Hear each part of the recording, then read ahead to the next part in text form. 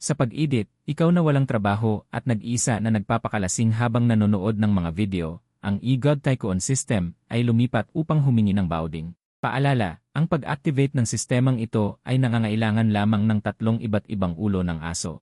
Na-edit sa abnormal na mga electronic component, direktang tumama ang ingay ng kuryente sa tuktok ng ulo, at ang iyong mga templo ay biglang tumitibok. Tila may nagtatrabaho sa iyong bungo gamit ang isang electric drill. Ang pinagbabatayang protocol ng system ay konektado, at tinatakpan nito ang host. Isang madilim na asul na ilaw na parang screen ang biglang lumitaw sa iyong retina. Hindi mo sinasadyang sinubukang abutin ito, ngunit walang nahawakan. Isang translucent panel ang lumabas na kumikislap ng ilang hilera ng mga kalokohang code. Sa wakas ay tumigil ito sa isang pulang-pula at naka-bold na welcome interface. Ang iyong eksklusibong hard drive ay tumama sa akin. Ako ang system na gustong panatilihin. Isang matamis na boses ang biglang sumama sa tunog ng makina, na muntik ka nang tumalon mula sa sahig. Nasagi ng iyong siko ang bote ng alak kagabi. Kahit sa pamamagitan ng panel, naaamoy mo ang masamang lasa ng programmer. Ang basic package ng eGod Tycoon ay nakumpleto na. Pindutin ako ng eksakto sa hating gabi upang mangolekta ng pera. Pindutin ng tuloy-tuloy ng 7 beses upang makakuha ng libreng treasure chest. Pindutin ng tuloy-tuloy sa buong Abril upang makakuha ng lumulutang na grand prize package. Ang eGod Tycoon System 58,588 ay narito upang maglingkod sa iyo. Ay, nanay ko, nagulat ako. Talagang may eGod Tycoon na lumipat dito. Sa sandaling ito, tumunog ang iyong boses na may bahagyang takot. Isang panel na kasing laki ng palad ang lumitaw sa harap mo, nagpapakita ng pulang countdown. Muling tumunog ang mechanical voice. Magla-login ka ba ngayon pagkatapos panoorin ang Huangmang? Mag-login. Kailangan kong mag-login. Ang pressure na ibinibigay ng pulang countdown na ito ay masyadong malakas. Congratulations, host, matagumpay kang nakasign in. Tuloy-tuloy kang nakasign in sa loob ng isang araw. Ang gantimpala ay 1,000,000 at 0 cents na inilipat na sa Dragon Bank card na nagtatapos sa 5,885. Totoo ba? 1,000,000? Diyos ko, ang 1,000,000 ay talagang naideposito. Ilang beses kang nagtanong ngunit walang sumagot. Hindi ko maiwasang magduda na baka guni-guni ko lang ulit ito. Hindi ko alam kung totoo o hindi, kaya titingnan ko na lang. Agad kong kinuha ang aking telepono. Nakalimutan kong sira ang telepono ko. Balak ko namang bumili ng telepono bukas pagkatapos mag-withdraw ng pera. Kung gayon, pupunta ako sa bangko para tingnan. Kung totoo, mas mabuti. Kung hindi, wala namang mawawala sa akin. Anyway, ganito na ito. Isang umaga, bigla kang nagising. Sira ang iyong telepono. Hindi mo alam kung anong oras na. Tumayo ka ng masigla, naligo, at nag-ahit. Inilagay mo ang iyong bank card at ang natitirang barya mula kahapon sa iyong bulsa at bumaba sa convenience store. Sa 24-hour convenience store, bumili ka ng 2 siopaw at 1 baso ng soya at umupo sa tabi ng bintana upang kumain. Pagkatapos, nagtanong ka sa cashier. Tumingin ang lalaki sa orasan. 6:35 dyan, mabuti, nagsimula ng bumiyahe ang mga unang bus. Naisip mo na umalis na. Sumakay ka sa bus at walang abala kang nakarating sa commercial plaza sa gitna ng lungsod. 7:40 day na. Pumunta ka muna sa riyan ng bangko para tingnan ang iyong balanse. Ipinasok mo ang iyong card at ang iyong password. Ang balance sa screen ay nagpagulat sa iyo. Dinidikdik mo ang iyong mga daliri sa screen, binibilang 1, 10, 100, 10,000, 100,000, milyon. Binilang mo ng ilang beses, malapit nang matapos ang countdown sa screen, doon ka lang natauhan. Dali-daling pinindot ang buton para mag-withdraw, tapos nag-prompt na ilagay ang halaga. Hindi mo alam kung magkano ang halaga ng phone na bibilhin mo. Magkano kaya ang dapat i-withdraw? Sige na nga, mag-withdraw muna ako ng 2,000 para subukan, ilagay ang 2,000.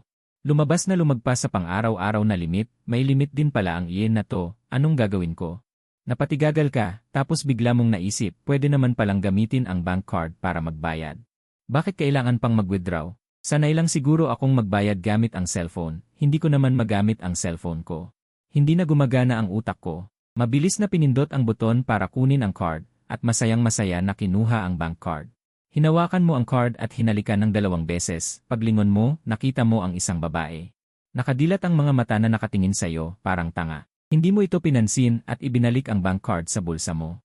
Sa isip mo, basta hindi ako mailang, sila ang maiilang. Kaya taas noo kang lumabas ng lead booth. Pagkalabas mo, hindi mo na naman alam kung saan pupunta, hindi pa bukas ang mall. Nakita mo sa malayo na bukas ang isang Kentucky Fried Chicken, kaya hinawakan mo ang tiyan mo at pumasok, oras ng almusal. Umorder ka ng isang beef egg congee, isang sweet crispy chicken burger, at isang chicken floss roll. Pagkatapos mong kumain, medyo nabusog ka, pero ang liit ng serving. Sumulyap ka, hindi pa rin bukas ang mall.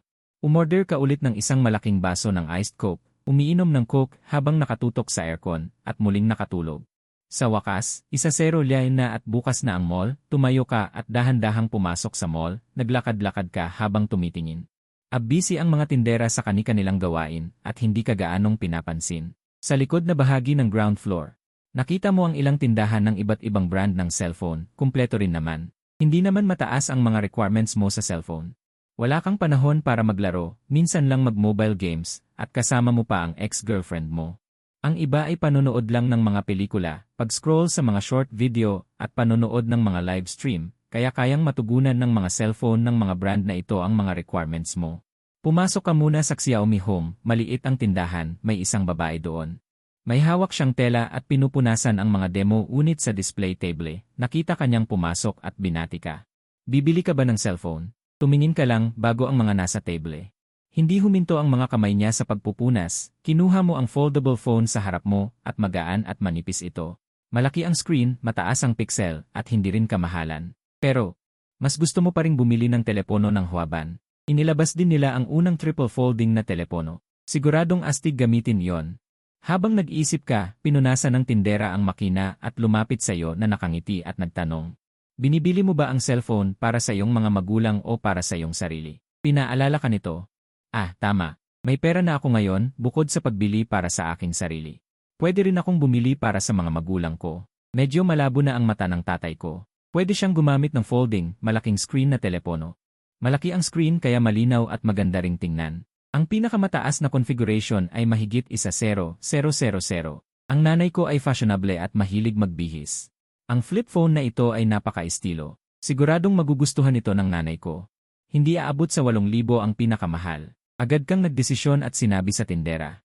Bumili ka ng isa para sa nanay at tatay ko. Yung dalawang modelong yon, yung pinakamataas na configuration. Yung isa, gusto ko yung Dragon Spirit Tarot version. Yung isa, gusto ko yung Silverlight. Tuwang-tuwa ang tindera habang kumukuha ng stock sa storage room. Ang kabuuan ay 18,278 yuan. Sinabi ng tindera ang presyo. Pagkatapos ay kinuha mo ang iyong bank card. Bahagyang nagulat ang tindera, pagkatapos ay dali-dali niyang kinuha at ay swipe. Matagumpay ang pagbabayad. Nang makita mong matagumpay na nailabas ang resibo mula sa makina, lihim kang nakahinga ng maluwag. Mukhang hindi ito panaginip.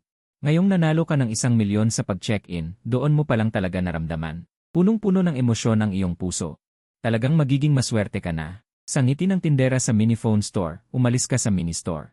Pagkatapos ay pumili ka ng telepono para sa iyong sarili. Malaki ang tindahan ng Shija Guzi Phone Store sa tabi. Malaki at maliwanag ang disenyo. Maayos na nakalagay ang bawat produkto. Pagkalapit mo, bukod sa iyo, may isa pang magkasintahan na tumitingin sa tindahan. Mukhang bibili sila ng cellphone at laptop. Sinusundan sila ng lalaking tindero at walang tigil na nagpapaliwanag. Dala mo ang bag ng mini phone at naglilibot sa tindahan. Tumingin lang sa iyo saglit ang dalawa pang tindera, pagkatapos ay nagpatuloy sa kanilang ginagawa. Kahit na hindi mo nakita kung ano ang ginagawa nila, mukhang abala sila. Kaya hindi mo na sila tinawag para ipakilala ang mga produkto. Lumapit ka sa isang display cabinet at tiningnan ang mga bagong modelo. Hindi gaanong nagbago. Masariwa ang kulay kaysa dati. Mukhang walang pagkakaiba sa hitsura, ngunit maganda pa rin ang presyo. Lumapit ang isang babaeng tindera at mumiti. Kung magpapalit ka ng i-12 o mas bagong modelo para sa i-16 na, maaari kang makakuha ng diskwento mula 1,000 yuan hanggang 6,100 yuan. Pagkasabi noon, abala na naman siya sa ibang bagay. Tumingin ka ulit, walang nakuhang maganda, kaya handa ka nang umalis. Pagdaan mo sa magkasintahan, narinig mo ang lalaking tindero na nagyayabang na ang Guzi phone ay ang pinakamahusay sa mundo. Ang mga lokal na cellphone ay umaasa lamang sa pagkamakabayan ng mga mamimili. Sa totoo lang, wala silang kwenta. Sinasabi niya ito habang sinusulyapan ka at ang bag na hawak mo. Patuloy niyang sinasabi sa magkasintahan na mas advanced ang teknolohiya ng Amerika kaysa sa China. Gumagawa lang sila ng mga magagarang gimmick. Ang mga cellphone nila ay tinutupi na parang cutting board. Lumingon ka para tingnan sila. Napansin din ng magkasintahan ang tingin mo. Bahagya silang umiti ng alanganin, ngunit hindi sumagot. Walang kamalay-malay ang lalaking sales clerk. Tiningnan ka ulit niya at ang bag mo at mumisi. Ang mga walang alam at mga hikahos lang daw ang bibili ng mga produktong lokal para magpanggap. Pagkatapos niyang sabihin yon, inirapan ka pa niya. Malinaw na sayo na tinutukoy ka niya bilang hikahos. Sa isip mo, hindi ka nagpaawat at lumapit ka sa lalaking sales clerk. Sabi mo, bakit amoy tae sa tindahan na ito? Lumabas na pala ang tangke ng dumi at nakalantad ka. Ano ba? Ang mga cellphone ba ng Mansanas ay pagmamay-ari mo? Hindi ba't ang mga hikahos ang nagpapasweldo sa'yo? Nagbebenta ka lang ng mga imported na cellphone, akala mo dayuhan ka na. Sobrang pagsipsip mo, bakit hindi ka nalang iwi ng mga amo mong dayuhan? Siguro dahil pangit ka masyado. Hindi ka nag-aksaya ng panahon sa taong katulad niya. Tumalikod ka at umalis. Namula sa galit ang lalaking sales clerk pero hindi siya nangahas na sumagot. Hindi naman siya pwedeng makipagtalo sa isang customer. Wala rin siyang mapapala doon. Bumalik siya para kumbinsihin ang magkasintahan na bumili ng gamit. Pero nakita niya silang tumakbo palabas ng tindahan na parang hinahabol ng aso. Dumaan ang security guard ng mall. Narinig niya ang buong pangyayari. Agad niyang itinala ang sitwasyon at iniulat ito. Kinabukasan, nakakuha ng notice of termination ang sumisipsip na lalaking sales clerk. Pero syempre, wala kang alam tungkol doon. Pumasok ka na sa tindahan ng bulaklak na may dalang spittoray. Sinalubong ka ng isang babaeng sales clerk na may bilog na mukha. Magiliw niyang tinanong kung ano ang maitutulong niya. Tinitignan ko yung three-fold cellphone, sagot mo ng walang emosyon. Hindi na apektuhan ang babaeng sales clerk na may bilog na mukha ng pagiging malamig mo. Dinala ka niya sa display ng three-fold cellphone at matyagang ipinaliwanag ang bawat feature. Ipinaliwanag niya ng detalyado ang iba't ibang specifications at data. Unti-unting napawi ng kanyang pagpapaliwanag ang galit mo kanina. Bumalik ang atensyon mo sa cellphone. Tahimik kang nagtimbang-timbang. May mga depekto man ang hardware ng cellphone na ito, mataas ang antas ng teknolohiya sa pangkalahatang disenyo nito. Medyo mataas lang ang presyo. Pero hindi ka na nag-aalala tungkol sa presyo ngayon, hindi ka rin tumitingin sa value for money. Tanong mo sa sarili mo kung gusto mo ito. Gusto ko. Bibili ako ng pinakamataas na modelo na kulay pula. Bigla kang nagsalita. Naputol ang walang tigil na pagpapakilala ng babaeng may bilog na mukha. Nang marinig niya yon, mabilis siyang sumagot ng hindi nag-aalangan. Sige po, kukunin ko na po. Agad siyang tumalikod para kunin ito. Lumingon ka at nakita mo ang tablet sa tabi. Naisip mo na dapat ka ring bumili ng isa para makapanood ka ng live streams at short videos. Hindi rin nakakaapekto sa pagtawag sa telepono at paglalaro. Talagang sakim ako. Nang bumalik ang bilog na mukhang babae na may hawak na teleponong gusto mo, patuloy mong sinabi. Gusto ko rin ng pinakabagong modelo na may mataas na configuration, kulay abong paling. Lumiwanag ang mga mata ng bilog na mukhang babae. Masayang tumugon, sige, maghintay ka lang saglit. Pagkatapos magsalita, natural siyang pumunta upang kunin ang mga produkto. Patuloy kang naglakad-lakad at pumunta sa display area ng laptop. Iniisip mo ang iyong lumang laptop. Naakit na naman ako. Ang memorya ay hindi pa rin sapat at patuloy na nagpapakita ng pulang ilaw. Bumili na lang ng bago. Kaya nang bumalik ang bilog na mukhang babae na may hawak na bagong paito. Sinabi mo ulit, ang laptop na ito, ang pinakabagong modelo na may pinakamataas na configuration, ay kulay abong pilak. Nang marinig ito, sinubukan ng bilog na mukhang babae na panatilihin ang kanyang ngiti sa kanyang mukha at sinabing, sige, kukunin ko na. Pagkatapos niyang tumalikod at maglakad ng ilang hakbang, bumalik siya at sinabi, tingnan mo ulit, may iba pa ba kayong kailangan? Sinamahan ka niya sa isang paglilibot at kumuha rin ng relo mula sa serye ng Watch Ultimate Design. Kumpleto na ang mga bagay na gusto mong bilhin. Dinala ka ng bilog na mukhang babae upang magbayad. Kinilabutan ka nang tumingin ka sa bill. Mahigit 80,000. Gumastos na ako ng mahigit 80,000. Nag-alala ang bilog na mukhang babae na baka magsisi ka at hindi siya nangahas na magsalita. Ngumiti ka at kinuha ang mga bagay at lumabas. Tiningnan ko ang aking relo at biglang naisip kung gaano nakatagal ginagamit ng aking ama ang kanyang relo. Luma na ang estilo at hindi rin tumpak. Palitan din natin ng relo ang aking ama. Parang medyo marami akong dala. Hindi maginhawa para ipagpatuloy ang paglilibot. Nagpasya kang pansamantalang itago ang mga bagay sa tindahan ng bulaklak at kunin ang mga ito pagkatapos mong bilhin ang lahat ng bagay. Nagpasya kang bumalik sa tindahan ng bulaklak. Ang bilog na mukhang babae sa tindahan.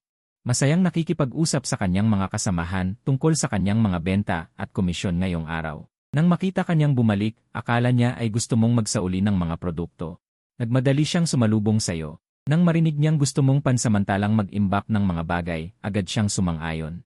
Hanggat hindi ka nagsasauli ng mga produkto, maaari mo ring ihatid ang mga ito sa bahay. Inilagay niya ang lahat ng mga bagay sa silid pahingahan at nilock din ang pinto.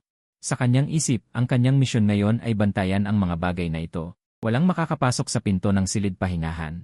Hindi mo alam ang kanyang determinasyon. Pumasok ka na sa tindahan ng Omega at pumili ng relo. Madaling pumili ng relo para sa iyong ama. Simple, elegante at praktikal. Malinaw at hindi magarbo ang mukha ng relo. Malabo ang paningin ng iyong ama. Kung ito ay magarbo, hindi niya ito makikita. Sinabi mo sa clerk ang iyong mga kinakailangan at mabilis kang pumili ng isa. Bumili rin ako ng relo na King Kong mula sa pelikula sa makatwirang presyo na mahigit 53,000. Masaya ka sa sandaling ito. Nakakagaan talaga ng loob ang pagbili. Nang makita mo ang tindahan ng alahas, naisip mong bumili ng gintong pulseras para sa iyong ina. Pagpasok mo sa tindahan ng alahas, masiglang bumati ang salesledi. Nang marinig niyang bibili ka ng pulseras para sa iyong ina, naglabas siya ng ilang modelo mula sa counter para ipakita. Seryoso kang nakikinig nang marinig mo ang hindi magandang boses sa tabi mo. Dingxia, hindi ba't yan ang dating boyfriend mong pobre? Malakas ang boses kaya napatingin ang mga tao. Paglingon mo, nakilala mo agad ang pandak at matabang lalaking may receding hairline. Sa tabi niya ay nakatayo ang dating girlfriend mong materyoso, si Dingxia. Tahimik kang nagmura sa inis at hindi sila pinansin. Nagpatuloy ka sa pakikinig sa ipinapakita ng salesledi. Nang makita ng lalaking may receding hairline na hindi mo siya pinapansin at pumipili ka pa rin ng gintong pulseras, walang hiya niyang sinabi sa salesledi. Huwag kang mag-aksaya ng oras. Pobre yan. Hindi nga makabili ng kwintas para sa girlfriend niya. Akala mo makakabili siya ng gintong pulseras. Hinamak ka niya at nagpatuloy sa panunuya. Tignan mo ang hitsura mong pobre. Nagagawi ka pa sa tindahan ng alahas. Pumasok ka lang para tumingin-tingin. Wala kang mabibili. Dingxia, kamalasan kang dinala sa akin. Nang marinig ni Dingxia na sobra na siya, hinila niya ito. Tama na. Natakot ang dalawang salesledi na magkaroon ng gulo, kaya dali-dali silang humila sa kanila at nagpakita ng iba't ibang alahas.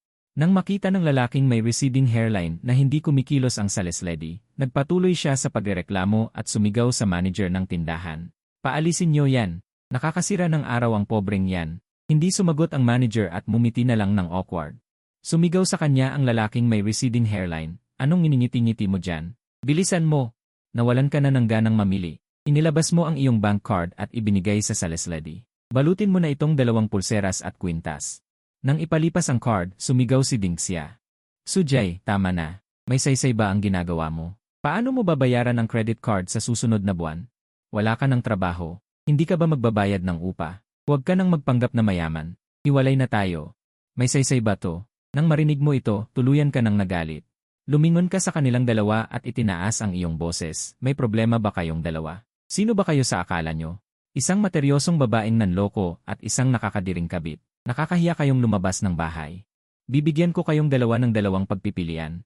Makinig kayong mabuti. Umalis na kayo. Dalhin nyo ang pagkatao nyo. Huwag kayong magmayabang dito. At ikaw, lalaking may receding hairline, ang pangit-pangit mo. Kunin mo ang pera mo, bumili ka ng Viagra. Sa susunod na magkita tayo, huwag mong sabihin kilala mo ang tatay ko. Nakakahiya, umalis ka na. Sa isip ko, ang output na ito ay sapat na. Akala mo ba Hello Kitty ako? Hindi nila ako kilala kapag hindi ako nagalit. Ang mga tao sa paligid ay nagsimulang magsismis nang magsimula ang panunukso sa Mediterranean. Isa sa mga matalik na kaibigan ay umiiyak at tahimik na naglalaro ng papel ng mga nagsitsismis. Nako, ako ang tipikal na gold digger. Iniwan ko ang mahirap kong boyfriend at sumama sa isang mayamang amo. Tama ka. Talagang matiisin ang babaeng ito. Pangit at pandak ang lalaking iyon, siguro mayaman siya. Kung hindi, sino ang makakatiis? Kaya hindi madaling maging gold digger. Habang nakikinig sa usapan ng mga tao, ang mga mapanuyang tingin sa paligid ay nagpaiyak kay Dingxia at tumakbo palabas. Galit na galit din ang Mediterranean na humabol sa kanya. Pagkatapos ng maikling katahimikan, bumalik ang atensyon ng mga tao sa mga alahas na ginto sa counter na parang walang nangyari. Pagkatapos ay hinayaan mo siyang iswipe ang card ng baligtad at binayaran mo ang mahigit 40,000 at kinuha ang ilang bag. Lumabas ka sa tindahan sa gitna ng mga nagtatakang at inggit na tingin ng mga tao. Bumalik ka sa flower shop para kunin ang mga binili mo kanina. Nag-book ka ng ride-hailing gamit ang bago mong cellphone. Tinulungan ka ng babae mula sa yuanling na ilagay ang mga gamit sa kotse at pinanood kang umalis. Sa tabi, naghihintay ng sasakyan ang magkaibigan sa klasikong tagpo. Naguguluhan silang nag-usap, sinasabing mahirap magkaroon ng pera ang mahihirap, pero parang hindi naman. Naku, magsisisi ang gold digger na yon kapag nalaman niya. Kinabukasan, maaga kang gumising na maganda ang pakiramdam. God Tycoon Sign-in System 5855588 ang magsisilbi sa'yo. Naku, muntik ko nang makalimutan ito. Mag-sign in ka ba ngayon? Sabi mo sa iyong sarili. Mag-sign in. Binabati kita, matagumpay kang naka-sign in. Pagkatapos ng tunog ng prompt, lumitaw ang isang linya ng mga salita sa virtual panel, 2 araw na tuloy-tuloy na pag-sign in. Ang gantimpala ay 100,000 yuan na nailipat na sa Dragon Card na nagtatapos sa 5,885 sa iyong bank card. Mukhang masaya kang nagbibilang gamit ang iyong mga daliri. Isahan, 10, 100,000, 10,000, 100,000. Naku, wala na. Siguradong nagkamali ako ng bilang. Inulit mo ito ng maraming beses. Tama nga, 100,000 lang ang gantimpala ngayon, hindi 1,000,000. Pagkatapos ay itiniklop mo ang iyong mga kamay at nanalangin sa kawalan. Paumanhin, huwag kang magalit. God Tycoon System 585, hindi 588. Nakakasira sa pakiramdam, hindi tama. 588, yayaman ako, hahaha. Hindi mo mapigilang tumawa. Muli mong sinabi, paumanhin, napakagandang Diyos. Lumabas ka para maglibang, suot ang iyong bagong cellphone. Naglakad-lakad ka para kumain ng almusal sa tapat ng compound at tumawag ka sa may-ari ng apartment para sabihing aalis ka na. 1 taon ka na nakatira dito at mabait ang may-ari. Hindi siya nagkakaproblema sa pagpaparenta ng mga apartment dito.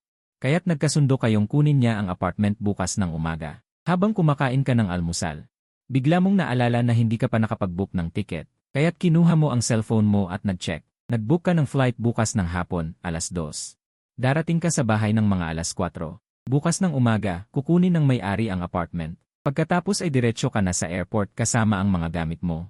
Sakto ang oras. Ang business class ay nagkakahalaga lamang ng mahigit 3,000. Sige, kukuha na ako ng business class. Pagkatapos mong mag-book ng ticket, kumain ka ng almusal at nagpa siyang mag-taxi papunta sa mall sa downtown para mamili.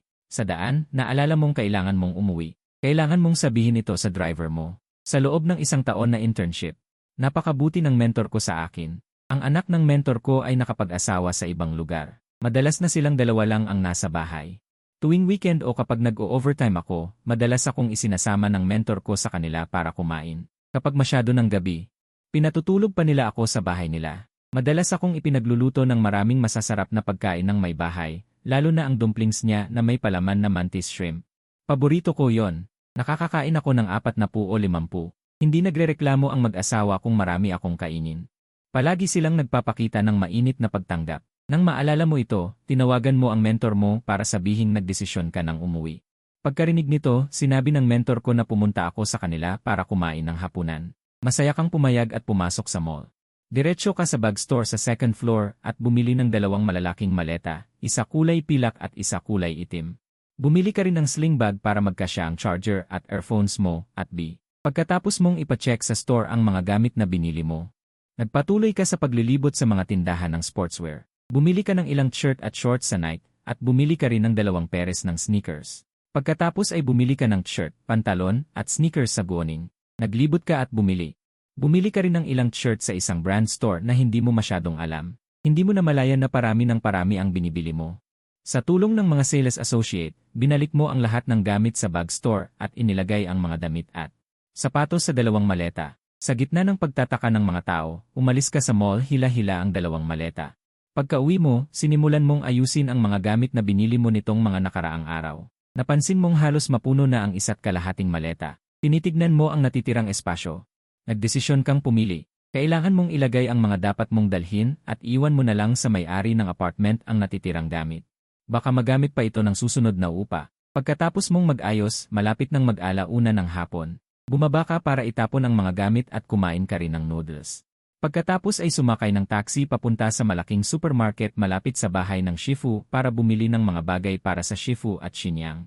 Pagpasok sa supermarket, itinulak mo ang shopping cart diretsyo sa seksyon ng mga produktong pangkalusugan. Pagkatapos bilhin ang lahat, pumunta ka sa katabing self-service na bangko para kumuha ng 1,000 yuan na cash. Maghanda para pumunta sa bahay ng Shifu mamaya para iwan ito. Nagpapasalamat ka sa pangangalaga ng Shifu at Shinyang sa loob ng 1 taon. Dinala mo ang lahat ng bagay sa harap ng bahay ng Shifu. Kumatok ka ng ilang beses. Narinig mong sumigaw ang Shifu sa loob na darating na. Pagbukas ng pinto, nakita kanyang may dalang mga bagay. Biglang hindi natuwa ang Shifu. Sino ang nag-utos sa iyong bumili ng mga bagay? Bakit ka pa nagdadala ng mga bagay pag-uwi sa sarili mong bahay? Narinig ang boses, lumabas din si Shinyang mula sa kusina. Kinuha niya ang mga bagay sa iyong kamay at binilang habang inilalagay. Tignan mo, hindi ka marunong mamuhay. Bakit ka bumibili ng napakaraming mamahaling bagay? Ibalik mo kaagad. Nang marinig ito, umiti ka ng walang magawa. Binili ko ito para sa inyo. Huwag kayong mag-alala. Matagal bago masira ang mga bagay. Pagkatapos ng ilang pagbati, sinabi ni Xiniang na gagawa siya ng dumplings para sa iyo sa gabi. Masayang tumawag at pagkatapos ay bumalik sa kusina para maghanda. Iniwan ka at si Shifu na nag-uusap sa sala. Tinitigan ka ni Shifu at sinabi, ngayon ay nakikita kitang maganda ang kalagayan. Panatag na rin ako. Bakit laging naka-off ang iyong telepono nang tawagan kita noong mga nakaraang araw? Saan ka nagpunta nitong mga nakaraang araw? Nang marinig ito, ipinaliwanag mo, pasensya na sa pag-aalala, Shifu. Walang problema. Nasira ang telepono. Kahapon lang ako bumili ng bago. Sumimangot si Shifu. Bumibili ka na naman ng telepono at mga bagay. May pera ka pa ba? Mamaya pag alis mo. Bibigyan kita ng 5,000 yuan para pansamantala mong gamitin. Nang marinig ito, kumaway ka kaagad ng kamay mo. Hindi na kailangan, Shifu.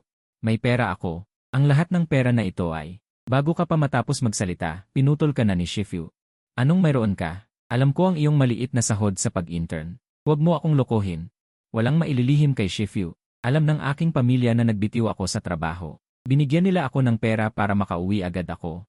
Tumahimik si Shifu sandali, uminom ng tubig, at dahan-dahang sinabi, mabuti na ring umuwi.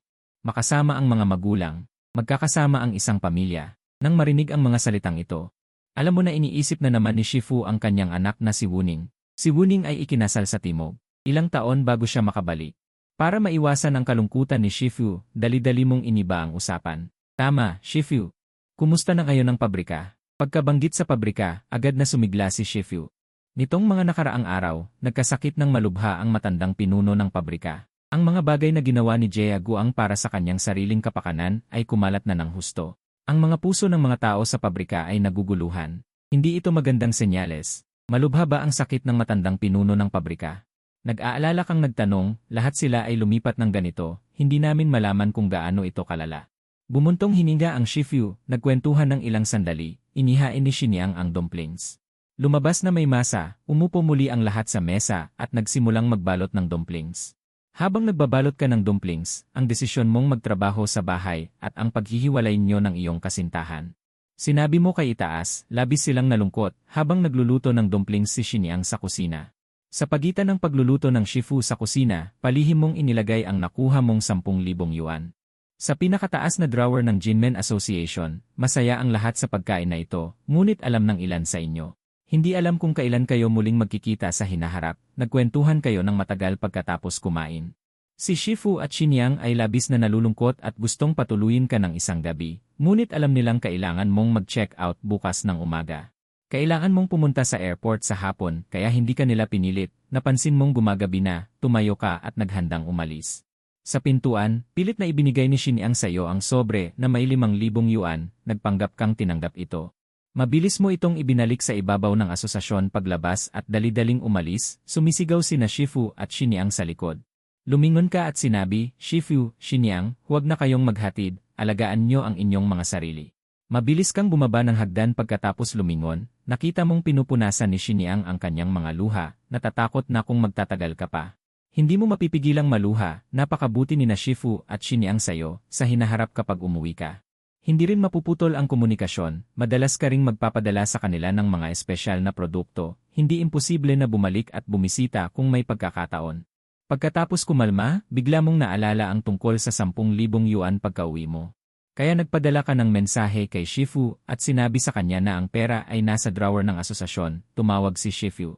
Hindi mo sinagot, nagpadala siya ng ilang voice message, nakitang hindi ka sumasagot. Pinayuhan kanyang alagaan ang iyong katawan at bumisita kung may oras, pagkatapos kumalma ni Shifu, sumagot ka sa mensahe.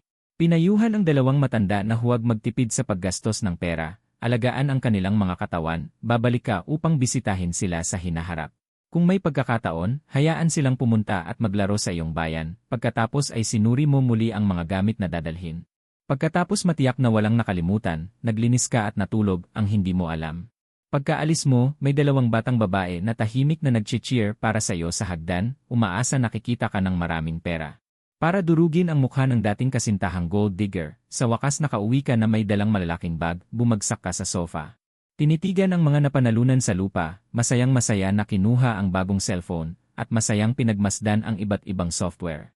I-bind ang Dragon API para tingnan ang balanse sa bank account, at sabay na napabuntong hininga. Halos 200,000 ang ginastos para sa kasiyahang ito. Girari-girari-giray, tiningnan ang bagong bili na relo. Ngumiti ng may kasiyahan, biglang napansin na nakasuot pa rin ng lumang damit. Matagal na itong damit na ito.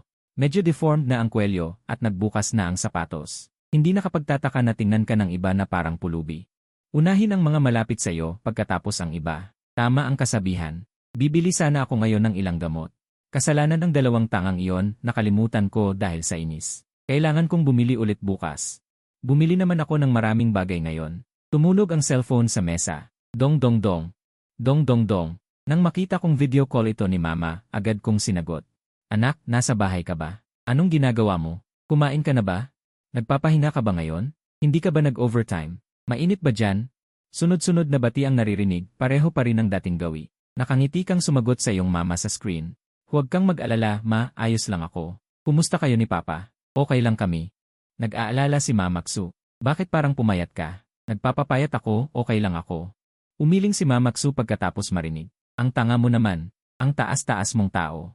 Kapag wala kang laman, para ka ng post ng kuryente. Matatangay ka ng hangin. Mas maganda kung matatag ang lalaki. Ma, huwag kang mag-alala, malakas ako. Patuloy na nagdaldal si Mama Ksu.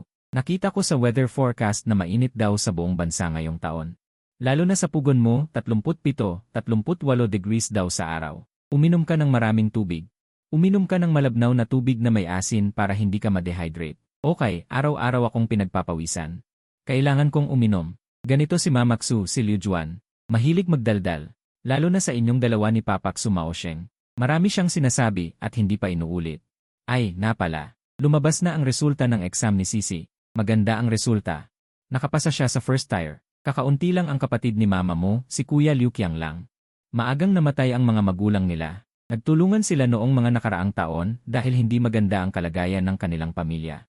Maagang nag-asawa at nagkaanak ang kapatid na babae na si Liu Juan, habang si Liu Qiang naman ay nag-asawa at nagkaanak ng mas huli. Pero maganda pa rin ang relasyon nila. Si Xixi ang nag-iisang anak ni Liu Qiang. Ang buo niyang pangalan ay Liu Xi. Ngayong taon, kumuha siya ng pagsusulit sa kolehiyo at ramdam ang pagmamahal ng kanyang pamilya. Medyo pasaway siya at pabago-bago ang mga marka niya. Sa totoo lang, maswerte na siya kung makapasa siya sa ikalawang antas. Hindi namin inaasahan na gagalingan niya sa pagsusulit. Talagang nakakagulat. Talaga? Ang galing! Saan siya nag-apply na paaralan? Lampas lang siya ng 3 puntos sa linya ng unang antas. Natatakot ang iyong tiyuhin na mag-apply sa mga paaralan sa labas ng probinsya, baka hindi siya matanggap. Kaya nag-apply siya sa isang exemplary school sa probinsya at natanggap naman. Kahit hindi maganda ang kanyang major. Pero okay na rin yun. Pabago-bago talaga ang marka niya. Ang galing ng performance niya ngayon. Sobrang saya ng nanay ni Ksu. Sobrang saya ng tiyuhin at tiyahin mo. Ngayon, nagdaos sila ng 3 mesa na salu-salo sa Gangda Hotel para sa kanyang mga guro bilang pasasalamat. Inimbitahan nila ang class advisor ni Xixi, ang lahat ng kanyang mga guro, at ilang mga kaklase na malapit kay Xixi. Hindi ba kayo pumunta? Paliwanag ng nanay ni Ksu, ngayon ang salu-salo para sa mga guro.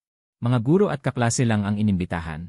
Sabi nila sa Sabado, magdadaos ulit sila ng 6 na mesa sa Gangda Hotel. Iimbitahan nila ang mga kamag-anak at mga kasamahan ng iyong tiyuhin at tiyahin. Sobrang gastos talaga ng tiyuhin ko ngayon. Tumawa ang nanay ni Ksu.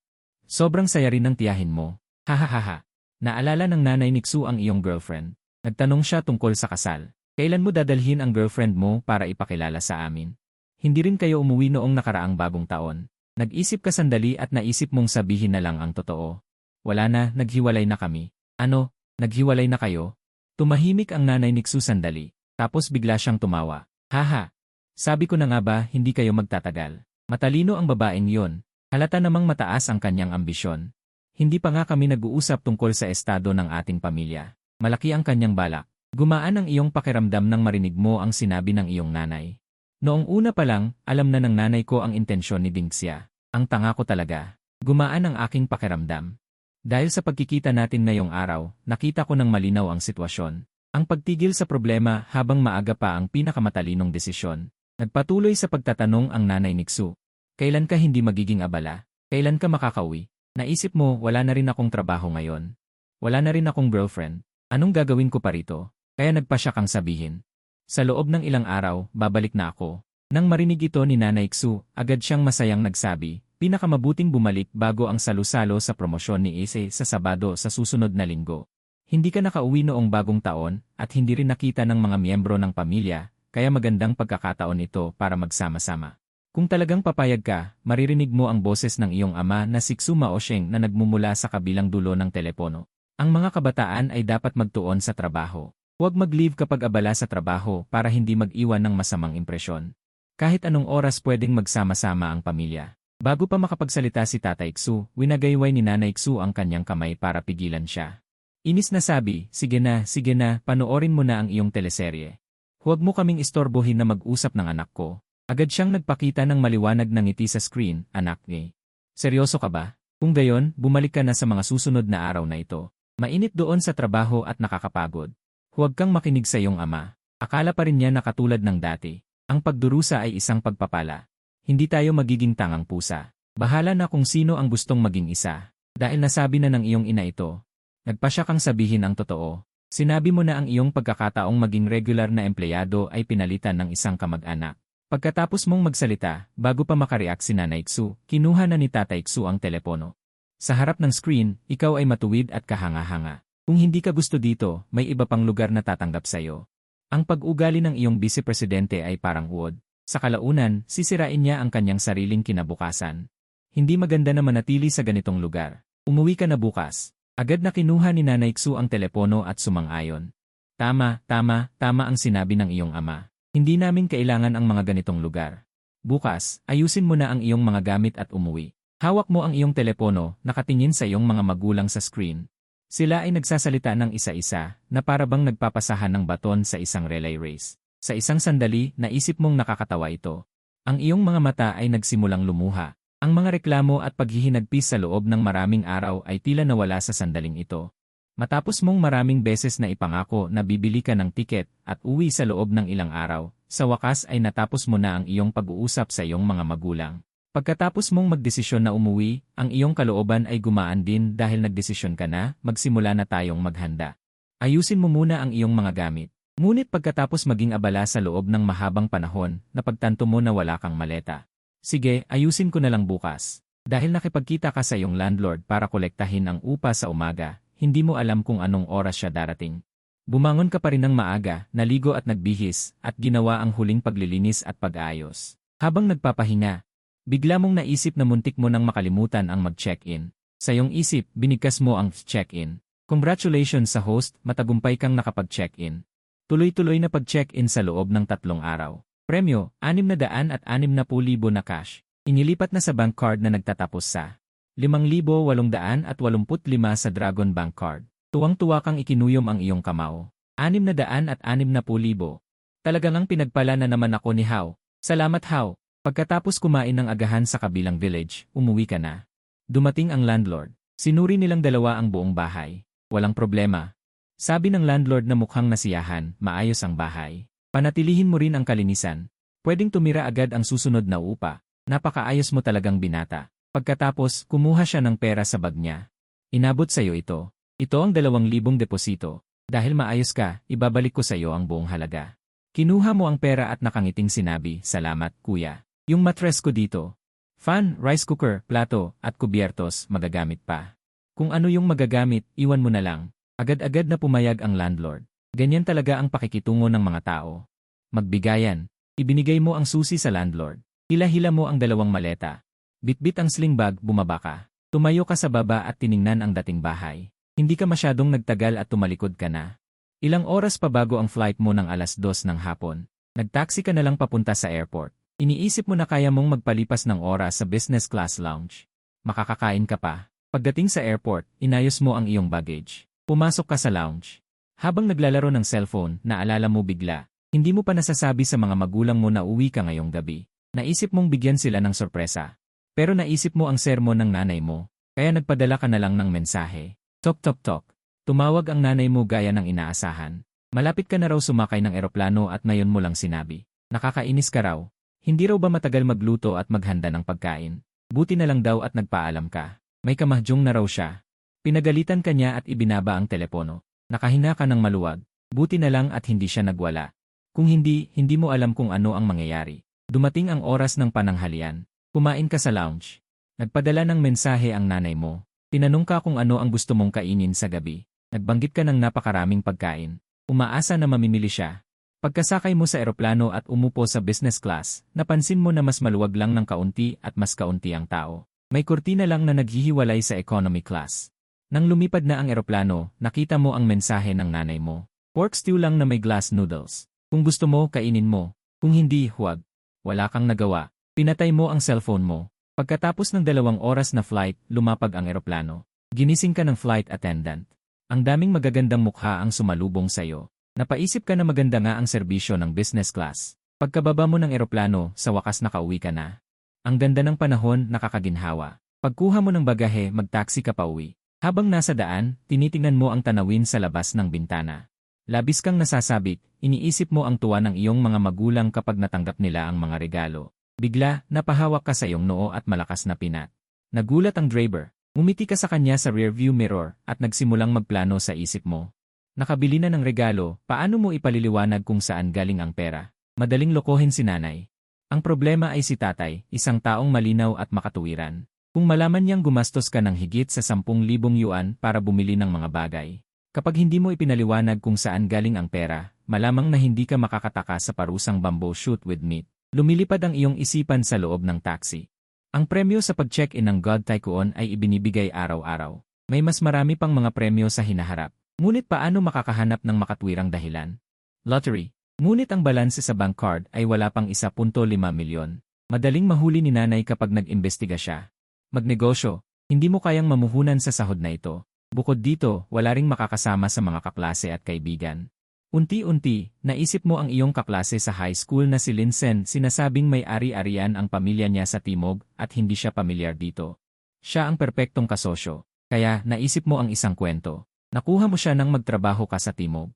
Kailangan niya ng pamumuhunan. Ginamit mo ang 3 milyong yuan na napanalunan mo sa lottery upang mamuhunan sa kanya na may 40% na bahagi. Kumukuha ka lamang ng dibidendo at hindi ka nakikilahok sa pamamahala. Habang iniisip mo ito, mas lalong nagiging posible. Hindi pa man nagawang pagbutihin ang mga sinabi. Nakarating na ang sasakyan sa harap ng bahay. Ang bahay ay nasa gusali ng pamilya na ibinigay ng unit ng iyong ama. Walang elevator sa 5 palapag na gusali. Nakatira kayo sa itaas na palapag. Hinihila mo ang maleta sa bawat palapag. Sa wakas, nakarating ka sa 5 palapag at kumatok. Tok tok tok, mabilis na bumukas ang pinto. Nakita ka ni nanay. Hindi nagsalita, hinila ka niya at yumuko, tinapik ng ilang beses ang iyong likod, bahagyang nagrereklamo.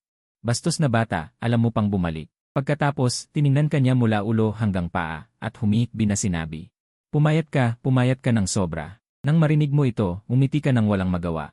Hinayaan mo si nanay na suriin ka. Sa likod niya, nakangiting nakatingin sa iyo si tatay. Dahan-dahan niyang tinapik ang balikat ni nanay. Halika sa loob, huwag mong harangan ang pinto. Pagkatapos niyang papasukin si nanay. Tinulungan ka niyang hilahin ang bagahe sa sala. Nagpalit ka ng sapatos at tumayo ka sa sala na nakataas ang 2 braso. Bumalik na ako, si Huhansan. Tiningnan ka ni tatay at sinabing walang gana, walang seremonyas. Tumalikod at nagtungo sa kusina para magtrabaho. Ngumiti si nanay at mahinang pinatka. Huwag kang magpatawa. Pagkatapos, kumuha siya ng isang pitzel ng iced sour plum juice mula sa refrigerator, nagbuhos ng isang baso at iniabot sa iyo. Nang marinig niyang babalik ka, espesyal na nag-leave si Papa para magluto ng maaga ng plum juice. Ito ang paborito mo para pampalamig at pampagana sa tag-init. Ininom mo agad ito. At komportable kang bumuntong hininga. Paulit-ulit namang sinasabi ni Mama na dahan-dahan lang dahil malamig ang plum juice. Samantala, nag-aalab ang puso mo. Ang sarap sa pakiramdam na pinapahalagahan ka ng pamilya. Nagpunta ka sa banyo para maligo. Abala naman ang mga magulang mo sa kusina. Paglabas mo pagkatapos magbihis, puna ng pagkain ang hapagkainan. Nakakatakam ito. Umaalingasaw ang bango ng pagkain kaya kumukulo agad ang tiyan mo. Lumabas si Papa na may dalang mangkok ng sabaw. Sumunod naman si Mama na may dalang mga plato at kubyertos. Nandito na ang anak natin. Tuwang-tuwa si Papa kaya kumuha siya ng espesyal na puting alak mula sa kabinet at nagtanong, gusto mo bang uminom? Mabilis kang umiling kasama si Mama para tumanggi. Ikaw na lang ang uminom, hindi kaya ng tiyan ko ang alak. Ngumiti si Papa, naglagay ng alak sa baso niya at nagtaas ng baso, Sujay. Sa taong ito, nagtrabaho ka sa labas. Ano man ang resulta, kumain at nagkwentuhan ang buong pamilya. Nag-abot pa sila ng pagkain at sabaw sa isa't isa. Itinaas nila ang mga baso paminsan-minsan. Halos 2 oras silang kumain. Pagkatapos kumain, sabay-sabay nilang niligpit ang hapagkainan. Kumakain ng buto ng pakwan si Mama sa sofa habang nanonood ng drama. Bahagyang namumula ang mukha ni Papa. Sumandal siya sa sofa at sumisipsip ng tsaa. Samantala, naglalakad-lakad ka sa sala. Nakita mo ang dalawang malaking maleta sa gilid ng dingding. Agad mo itong hinila papunta sa sofa. Binuksan mo ito at isa-isa mong ipinakita ang mga regalo para sa mga magulang mo. Pinalitan mo ang lumang relo ni Papa ng bagong Omega. Tinitigan niya ang relo habang punang-ngiti ang bahagyang namumula niyang mukha. Natutuwa naman si Mama kaya napahalakhak siya. Pagkatapos, sinuotan mo si Mama ng gintong pulseras at kwintas. Tuwang-tuwa siyang umikot sa harap ng salamin. Nang kumalma na sila, binigyan mo pa sila ng bagong cellphone para muling magliyab ang kanilang sigla. Tinulungan mo silang palitan ang mga bagong nice card at mag-install ng mga application. Abala ka at masayang-masaya. Hindi mo na malayan na malapit na palang maghating gabi. Pinaalalahanan mo ang mga magulang mo na kailangan nilang magtrabaho bukas kaya kailangan na nilang magpahinga. Kinabukasan, nagising ka ng alas -1:00 ng umaga. Ang tagal na nang huli kang nagising ng ganito katagal. Para kang bumalik sa bakasyon noong high school. Pumasok na sa trabaho ang mga magulang mo. Kumukulo na naman ang tiyan mo. Tumunog ang cellphone mo. Tumawag si Mama. Anak, hindi ako makakauwi para mananghalian. Bahala ka na sa sarili mo. Pagkababa ng telepono, tumawag din si Papa. May kailangan kaming gawin sa trabaho. Bahala ka na sa sarili mo. Pagkatapos marinig ito, wala kang nagawa kundi sabihin sa sarili mo, ang pagmamahal ng mga magulang ko kagabi ay tila isang panaginip lang. Ngayon, bahala na ako sa sarili ko. Lumabas ang abiso sa panel, natanggap mo na ang gantimpalang 1-0 milyong puntos ng pera. Tinitigan mo ang panel na ayaw mong bilangin. Isang matinding reklamo, hindi ba pwedeng direktang gumamit ng mga Chinese characters? Pagkatapos magreklamo, ikaw ay nagdarasal ng magkadaop ang mga kamay. Pasensya na, Haoje. Hindi ko alam ang aking lugar. Gusto ko lang magbilang. Pagkatapos mong sabihin yon, ikaw ay naghilamos at nagbihis, naghandang lumabas para kumain, at tignan ang mga pagbabago sa paligid. Bagamat malayo ang minahan na ito, hindi kasing ganda ng sentro ng lungsod, pero ang simpleng buhay ay nagbibigay sa mga tao ng parehong pamilyar na pakiramdam, isang uri ng nakakaginhawang pakiramdam ng pagiging kabilang. Ang malaking airport na itinayo ng Xinli ay nagbigay ng kaunting bagong sigla sa lumang lugar na ito, ngunit ang minahan ay nagpapanatili pa rin ng pamilyar na hitsura. Karamihan sa mga residential area na ito ay itinayo ng mga unit noong nakaraang dekada. Para sa mga gusali ng pamilya, at ang iyong maliit na gusali ay itinuturing na isa sa mga pinakamahusay na maliit na komunidad. Hindi nagbago ang maliit na noodle shop sa likod ng kalye. Ang lumang kahoy na pintuan na pininturahan ng berdeng pintura, ang palayok ng nilagang karne sa maliit na kalan sa harap ng pintuan ay kumukulo. Si Tio Liu ay nakita kang lumaki. Noong bata ka pa, palihim kang nagbubukas ng takip ng palayok tuwing uwian mula sa eskwela. Para kumuha ng ilang piraso ng nilagang karne, at napapasok ka hanggang sa mapangiwi ka, at natatakot na mahuli ka. Tatawanan ka ni Tio Liu at sasabihin ikaw ay isang tanga, at bibigyan ka pa ng ilang piraso, at pagkatapos ay magpapanggap na seryoso at sasabihin. Kapag kumain ka ulit ng palihim, papaluin ka ng tatay mo sa puwet. Habang papalapit ka sa noodle shop, naaamoy mo ang masaganang aroma ng karne. Lumabas si Tio Liu sa tabi mo at nakangiting sinabi, bumalik ka na, bata. Tumangkad ka pa. Pinalo niya ang kamay mo gamit ang chopstick. Ngumiti ka. Ang lakas pa rin ni Tio Liu ay ganoon pa rin. Masakit ang kamay ko. Dapat kang maglagay ng maraming karne sa nilagang noodle soup. Lumingon si Tio Liu at mumiti. Sige, bibigyan kita ng isang bowl ng nilagang noodle soup na may dagdag na karne ng libre. Hahaha. Sumunod ka sa noodle shop. Hindi nagtagal, naghain si Tio Liu ng isang malaking bowl ng nilagang noodle soup. Ang ibabaw ay puro puting pansit. Kapag binuhat mo ang isa, ang ilalim ay puro malalaking piraso ng nilagang karne. Naranasan mo na ang routine na ito noong bata ka pa. Pagkatapos kang lokohin ng ilang beses, naintindihan mo na nais ka lang nitong biruin. Maraming kumakain. Abala si Tio Liu. Pagkatapos kumain ng noodles, bumati ka sa kanya at patuloy na naglakad-lakad sa kalye. Maliit ang lugar na ito at kakaunti ang tao. Kapag lumaki na ang mga bata, pumupunta sila sa labas upang mag-aral at magtrabaho. Iniiwan lamang ang mga matatanda at ang mga nasa gitnang edad tulad ng iyong mga magulang. Matindi ang sikat ng araw sa tanghaling tapat. Pagka-uwi, ininom mo ang buong plum juice na pinanlamig mo kahapon at pagkatapos ay natulog ka ng kaunti. Pagkagising mo, nakabili na ng gulay ang iyong ina. Mama, ano ang kakainin natin sa hapunan? String beans at patatas na nilagang pansit. Mawawala ba ang pag-ibig? Kahapon, isang Manchuhan Imperial Feast, ngayon ay nilagang pansit na lang. Sabi ng nanay mo, sawa na sa laging karne, gusto niya ng pipino na may sausawan. Dahil sa paungulit mo, sabi niya, sige na nga, gawan na rin kita ng kamatis. Naisip mong siguradong itatanong ng mga magulang mo kung saan galing ang mga regalo, kaya binuksan mo ang maleta. Nagbalik-tanaw ka sa iyong plano, umaasa na magiging perpekto ang pagharap mo sa gabi. Dumating ang gabi. Simple lang ang hapunan ngayong gabi, hindi na rin uminom ang tatay mo. Alam mong kailangan mo pa ring mag-ingat ngayong gabi. Hindi pa nagsisimula ang news broadcast, pero malinis na ang bahay nyo, nakaupo sa sofa sa sala. Pagkatapos ng ilang sandali ng katahimikan, si Nanay Xu ang unang nagtanong, Sujay. Saan mo nakuha ang pera na to? Pero handa ka na, kaya umiti ka lang. Ipinaliwanag mo ng detalyado ang planong pinaghandaan mo ng maraming beses, mula sa kung paano mo nakilala si Linsen hanggang sa project meeting. Umiti ka ng bahagya habang nagpapaliwanag, pero sunod-sunod ang tanong ng iyong mga magulang. Anong trabaho ni Linsen? Magkano ang ininvest mo? Gaano kadalas ang balik? Ligado ba ito? Pinigilan mo ang iyong paghinga sa loob. Iniisip mo na nanonood ng news program ang mga magulang mo. Marami rin pala silang natutunan. Pero tila narinig nila ang iyong iniisip, tumigil sila para uminom ng tubig. Nakahina ka ng palihim. Hindi mo inaasahan na susundan nila ito ng isa pang mas detalyadong pagtatanong. Sobrang sakit ng ulo. Sa pagkakataong ito, sinabi ng iyong tatay ng seryoso. Biglang sumagot ang system sa iyong isipan. Pero lalo ka nitong kinumbinsi na legal ang lahat ng gantimpala. Nang makita ni Tatay Xu na matatag ka. Hindi na siya nagsalita, pero medyo nag-aalala pa rin si Nanay Xu. Posible bang magtiwala sa isang tao na nakilala mo lang sa loob ng 6 na buwan? Sumagot ka, legal ang lahat ng kita. Nagpatuloy si Nanay Xu. Ibigay mo sa akin ang bank card mo. Gusto kong tingnan. Sa ilalim ng tingin ng iyong mga magulang. Napilitan kang ilabas ang iyong cellphone at kinwenta. Dapat ay mayroon kang humigit kumulang 2.5 milyon. Ibinigay mo sa kanila ang cellphone mo. Tuwang-tuwa si Nanay Xu habang binibilang ang mga numero sa screen. Kinuha rin ni Tatay Xu ang kanyang reading glasses para tingnan ng mabuti. Nagtinginan sila ng matagal, pagkatapos ay ibinalik sa iyo ang cellphone na nakangiti. Tuwang-tuwa si Nanay Xu. Ang galing mo, kumita ka ng mahigit 1 milyon. Natigilan ka sa iyong narinig. Hindi kaya nagkamali sila ng bilang. Kinumpirma mo muli ang mga numero sa cellphone. Totoo nga, mahigit 1 milyon. Sa gitna ng iyong pagkalito, biglang lumitaw ang virtual panel sa harap mo, nagpapakita ng 4 na araw na sunod-sunod na pag-check-in. Gantimpala ng 1 milyong cash. Tiyak na hindi nagkamali ng pagkakita sa gantimpalang milyon. Nakahina siya ng maluwag. Umiti kay nanay at tatay at sinabing, okay lang, hindi ako nalugi. Pagkatapos ay iniba niya ang usapan.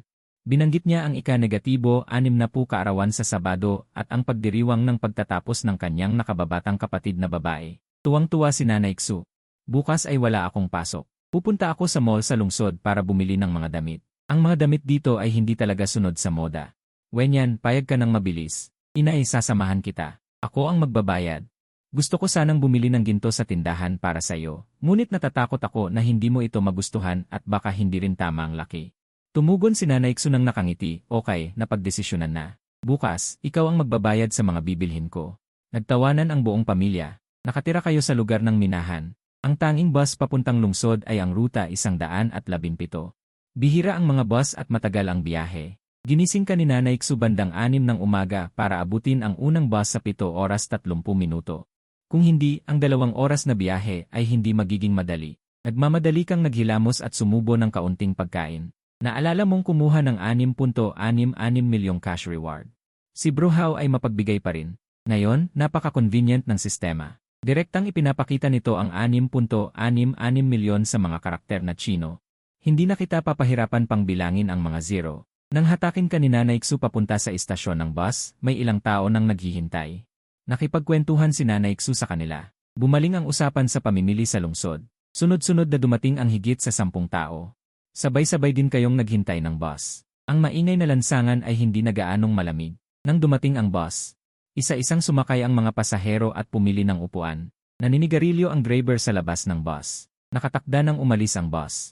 Inaatake ka ng antok na tipikal sa mga mahahabang biyahe ng bus. Unti-unting tumahimik ang bus. Sumama ka rin sa pagtulog. Nakarating ka sa lungsod ng 10 oras 30 minuto. Pagod na pagod kayo ni Nanay Xu, bumili kayo ng iced milk tea para pawiin ang uhaw. Pagkatapos ay dumiretso kayo sa seksyon ng damit pambabae sa ikatlong palapag. Pumili si Nanay Xu sa iba't ibang brand store. Halos sa bawat pagkakataon, makakahanap siya ng estilo na gusto niya. Bibili siya at pagkatapos ay maghahanap ng kapares. Ikaw naman ang taga-bitbit ng bag. Hanggang sa hindi mo na kaya, saka lang naawa si Nanay Xu at binilhan ka ng Giant Bingozi. Pagkatapos ay pinili niya ang mga damit para kay Tatay Xu. Sa huli, bumili rin siya ng komportableng lumang sapatos na tela ng Beijing. Sa isip-isip mo, nagtataka ka kung gaano kagaling mamili si nanay. Dumaan kayo sa seksyon ng video sa unang palapag. Bumili si Nanay Xu ng kwintas na perlas at pabango. Sa wakas, tapos na ang pamimili. Naalala mo na lang sa kawalan ng pag-asa. Paano ko kaya iwi ang lahat ng ito? Kung mayroon lang akong sasakyan. Sa gayon, hindi ko na kailangang makipag-unahan sa upuan at hindi ko na kailangang mag-alala kung paano iwi ang tambak ng mga gamit. Guys, walang problemang bumili ng kotse. Ngayon ay masikip ang oras, babalik ako at makikipag-usap sa aking mga magulang. Kaya iminungkahi mo, ma, bumalik tayo sa loob ng ilang araw. Napakaraming bagay na hindi ko na madadala. Tiningnan ka ni Nanay Xu na mukhang miserable na may mga shopping bag. Tumango at sumang-ayon. Sa aming pag-uwi, naghintay kami ng bus sa terminal at halos hindi kami makapasok sa bus. Mukhang kinakailangan na bumili ng kotse. Mabuti na lang at tumulong si Nanay Xu na mag-maneuver. Matagumpay na nakuha ang huling row ng mga upuan. Para hindi masagi ang iba, pinuno mo ang ilalim ng iyong mga paa ng mga shopping bag. At isinandal sa iyong katawan, tinitiis ang siksikan at init. Pagkaandar ng kotse, agad kang nakatulog. Si Nanay Xu ay masiglang nakikipag-usap sa mga kakilala. Pagdating sa bahay, kinuha ni Tatay Xu ang iyong mga bag, bumalik kayo ng magkasama. Pagkatapos ng hapunan, humilata ka sa sofa at naglaro ng cellphone. Si Nanay at Tatay Xu ay sabik na subukan ang mga kombinasyon at pinupuri ang isa't isa. Nabuksan ang usapan tungkol sa mga damit pagkatapos ng hapunan ni Tatay Xu. Ang graduation banquet ni AC ay sa Sabado. Dapat tayong magbigay ng pera, di ba? Magkano ang nararapat? Iminungkahi ni Nanay Xu na magbigay ng 5,000. Pinag-usapan niyo ito. Napagpasyahan pa rin naming magbigay ng 10,000. Balak mo ring magbigay ng regalo. Naalala mong mayroon kang notebook computer na hindi pa nabubuksan. Perpekto para ibigay kay Sise. Magagamit niya ito sa pag-aaral. 2,000,000 gantimpala. Kapitan Lulu kaya nagpunta sa noodle shop sa ibaba para tamasahin ang noodles na puno ng braised pork. Umuwi at patuloy na humilata sa kama. Naalala kong nakalimutan kong banggitin ang tungkol sa pagbili ng kotse kagabi. Nagpasya akong sabihin ito sa gabi. Nakuha mo na ang iyong lisensya sa pagmamaneho noong kolehiyo, ngunit halos hindi ka na nagmaneho ng kotse mula noon. Sa gabi, kumakain ang pamilya sa sofa habang nanonood ng AE. Agad na sinuportahan ng mga magulang mo ang iyong pagbanggit sa pagbili ng kotse. Pinag-usapan ng lahat ang modelo ng kotse. Maghahanda rin kami na dumalo sa graduation banquet sa Sabado bago pumunta sa Apatla Store. Sa isang kisap mata, dumating ang araw ng graduation banquet ni EJ sa Sabado. Nagbihis ka at ang iyong mga magulang ng mga bagong damit. Naghanda para umalis. Pagkatapos mag-ayos ni Kinghe, dumating ang iyong pangalawang tiyuhin at tiyahin para sunduin kayo. Malapit ang relasyon ng dalawang pamilya. Kaya natural na inimbita ng pamilya ng iyong nakatatandang tiyuhin ang mga kapatid ni Xu na dumalo sa graduation banquet. Sa daan, naalala mong hindi mo pa nababanggit ang pagtanggap ng 2,000,000. Nakasanayan mo na ito. Walang pagbabago sa iyong kalooban. Ngunit sa oras na ito, ang gantimpala ni Hao ay nagpasaya sa iyo. Napansin na ang host ay lumipat araw-araw at natapos na ang 7 araw ng gawain. Nakatanggap ng lingguhang gantimpala. Isang Mercedes-Benz Delge 63. Pumunta sa Apatla Store para sa mga pamamaraan sa pagkuha ng sasakyan. Sa iyong kagalakan, nauntog ang iyong ulo sa bubong ng kotse. Sumigaw ka ngunit nakaramdam ka pa rin ng excitement. Tahimik kang nagpapasalamat sa pagiging maalalahanin ni Hao Jie. Kahit hindi angkop sa tatay mo ang dalawang malalaking drama na ito, kaya mong pangasiwaan ang mga ito. Nagpasya na huwag munang sabihin sa kanila.